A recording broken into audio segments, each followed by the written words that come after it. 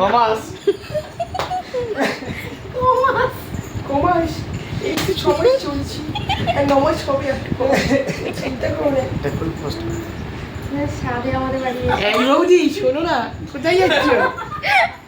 ওই মা আমি লাজে মরে যাই, ওই মা আমি লাজে মরে যাই। এই যে আমি তো বলছি শোন, তোরা তো তুই ইয়েতে যাস না, ফ্লিপকার্টে যাস না, তুই এই ড্রেস পরে তুই ট্রেনে চলে যা। ঠিক আছে দাদা, তুমি যাও না নিজে। ট্রেনে চলে যা, যাও। এই যে এই কি ছেলে বাচ্চা নাচছে দে না।